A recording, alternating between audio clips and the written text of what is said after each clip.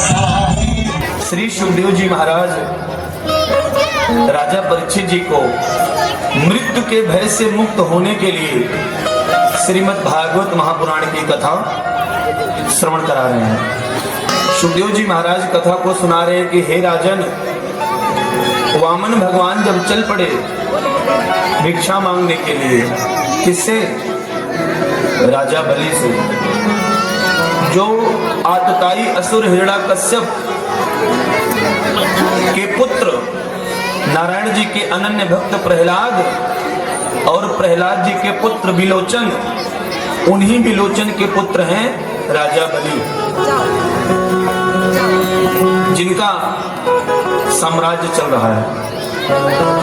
देवताओं ने निवेदन किया वामन भगवान से कि भगवान सब कुछ तो मिल गया, सिर्फ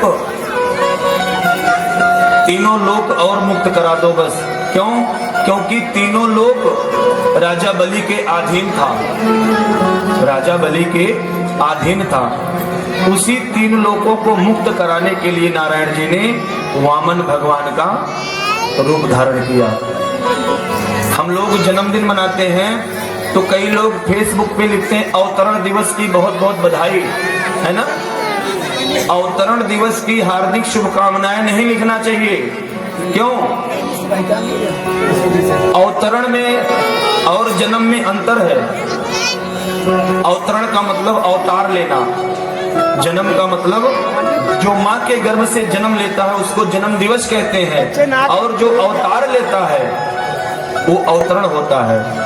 तो हम लोग तो अवतार लिए नहीं है, हमारे तो माई बाप हैं, तो हम लोग जन्मदिन लिखा करें, जन्म दिवस लिखा करें, अवतरण नहीं। अवतरण सिर्फ भगवान के लिए संबोधित होता है। अवतरण का मतलब अवतार लेना, है ना? हम लोग अवतार तो लेकिन कई लोग फेसबुक पे बड़े बड़े हमने देखा है कि विद्वान अवतरण दिवस की हार्दिक शुभकामनाएं, जबकि गलत है। समस्त देवताओं ने निवेदन किया कि नारायण सिर्फ एक ही प्रार्थना है कि जाकर के तीनों लोगों को मुक्त कराओ। कहां से? राजा बलि के पास से। वामन भगवान चल पड़े। दैत्य गुरु शुक्राचार्य जी ने राजा बलि से निवेदन किया कि हे राजन, 99 यज्ञ आपने कर लिया है, 100वां यज्ञ यदि आप कर लोगे तो आप सबके अधिष्ठाता बन जाओगे, सबसे ज्यादा शक्तिशाली। फिर आपको इस संसार में कोई परास्त नहीं कर सकता। राजा बलि 100वां अश्वमेध यज्ञ करने के लिए बैठ गए। भगवान नारायण जी वामन रूप धारण करके चल पड़े। हाथ में क्या था? एक कुशा का आसन, पांव में एक चरण पादुका, एक छोटी सी छतरी और हाथ में एक कमंडल।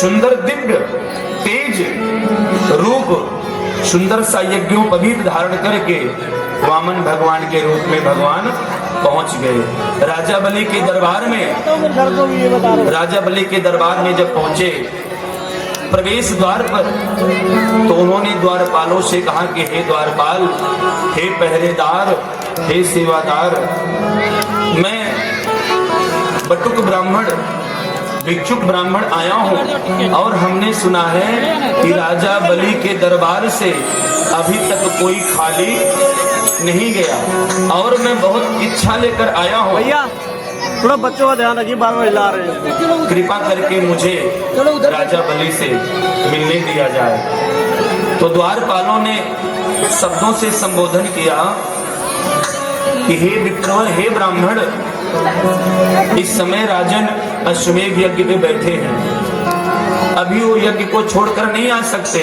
अगर आपको कुछ चाहिए तो आप बाद में आइएगा।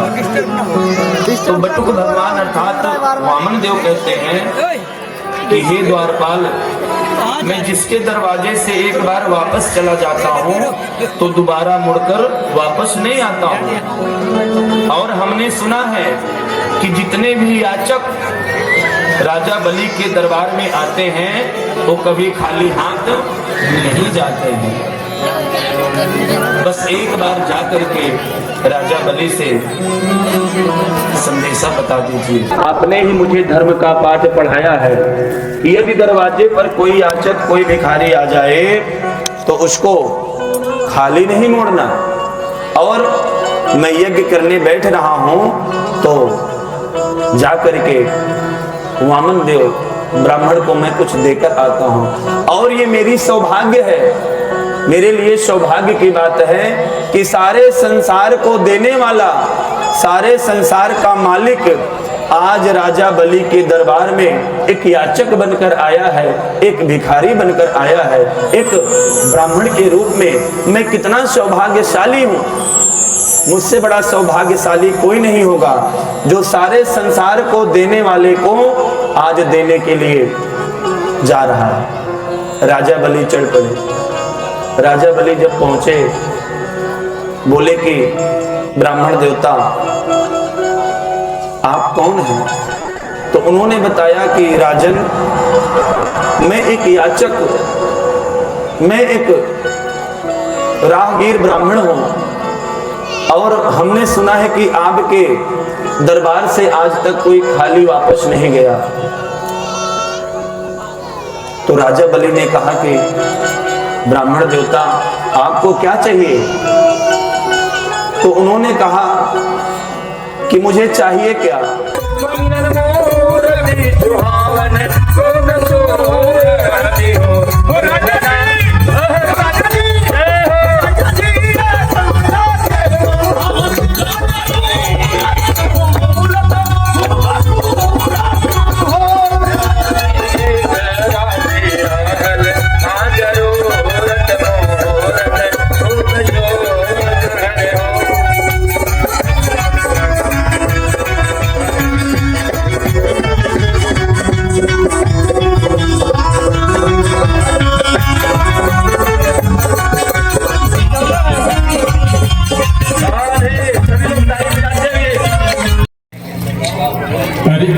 सन मनोहर मंगल मूर्ति सुहावन सुंदर सूरति हो।